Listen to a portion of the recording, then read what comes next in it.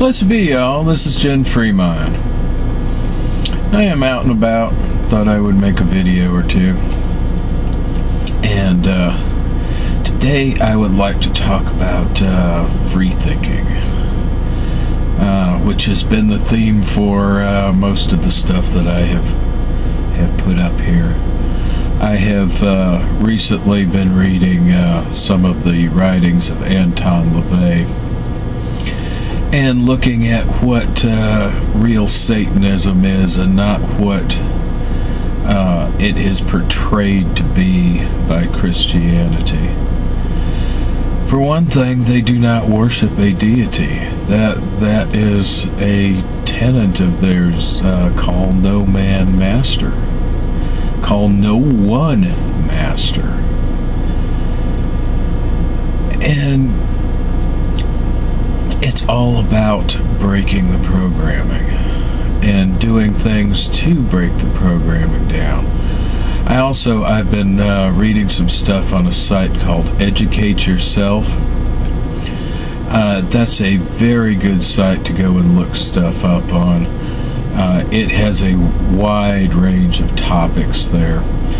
I don't agree with everything that's on there. I think some of it comes from a point of view that I do not agree with,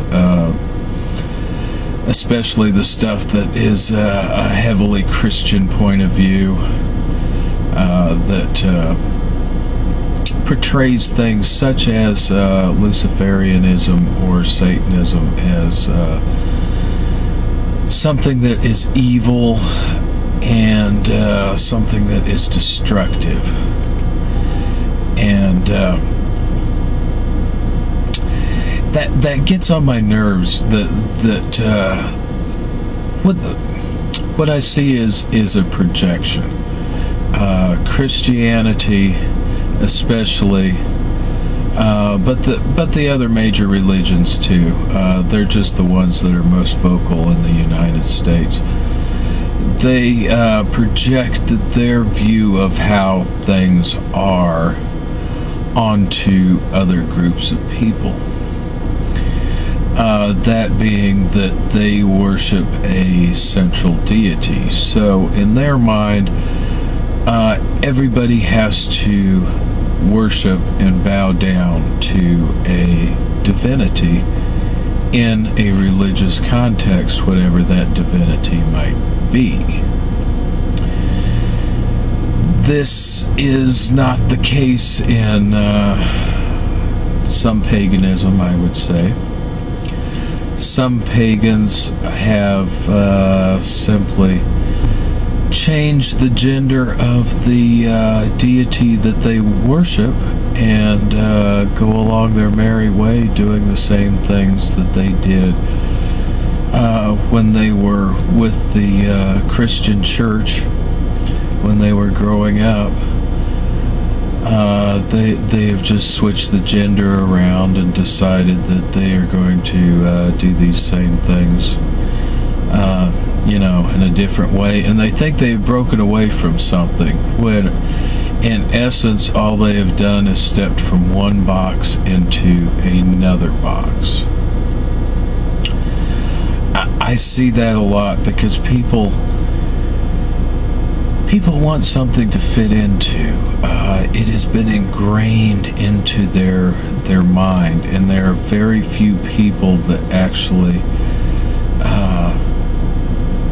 do step outside the box. I mean, it took me a long time to be able to step out of the box and recognize that I was stepping from one box to another box to another box to another box,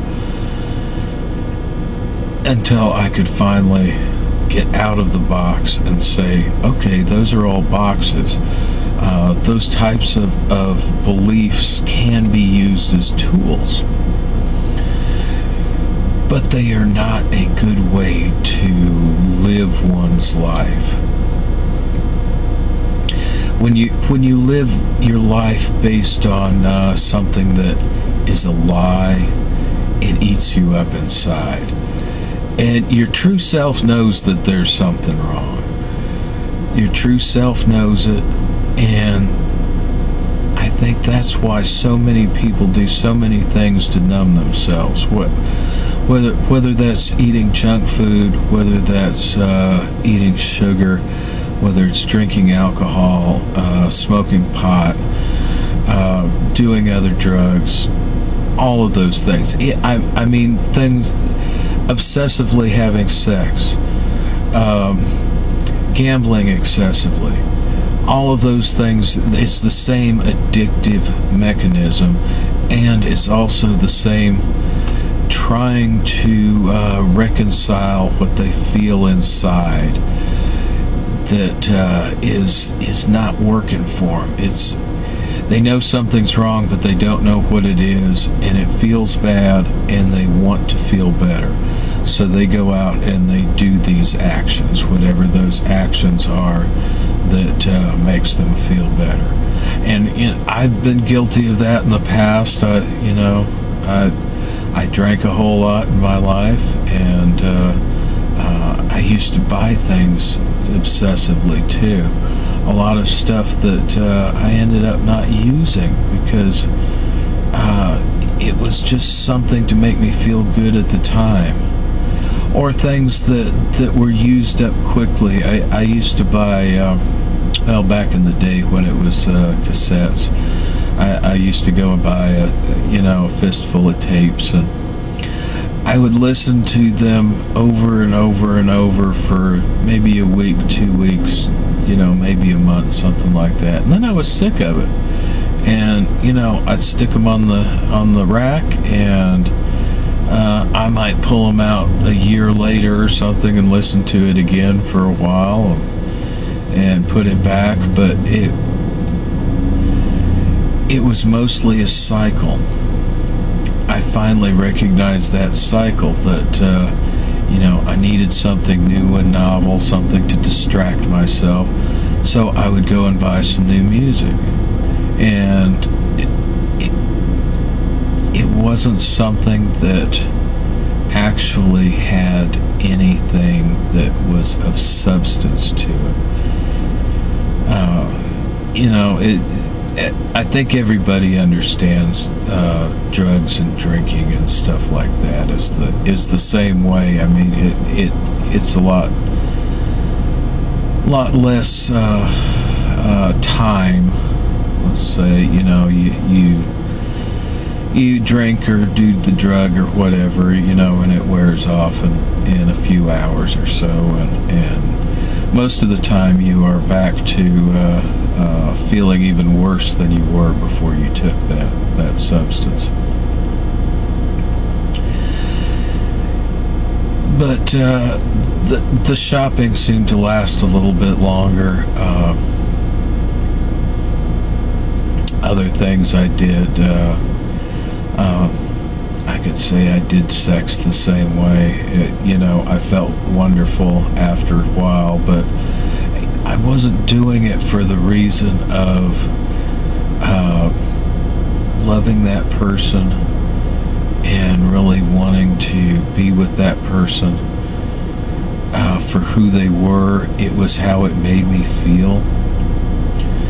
And that's why right now I don't have any romantic relationship in my life, and it will take a very special person to be able to relate to in a way that is special. And I'm fine with it. It's fine. A lot of people will say to me, well, you don't have a girlfriend, or other people will say, well, you don't have a boyfriend. How can you do that? If I didn't have my significant other, I just couldn't get by. At a certain point, you can. That's one of the things that we're programmed with. It's one of the things that we have. Most people will use as a crutch, and that is relationships, whether they are romantic relationships, and whether they are opposite sex or same sex. It's the same mechanism that they are using that energy. They are using the energy that they generate when they have sex, and the endorphins and all that sort of stuff. It's something that they use to make themselves feel better, and they do for a while, and they become dependent on that. I see very few healthy relationships. Very, very few. And the ones that I have seen are people that, they went about it the wrong way the first time. They probably got married, they had children, and they recognized that they were in that relationship for the wrong reason.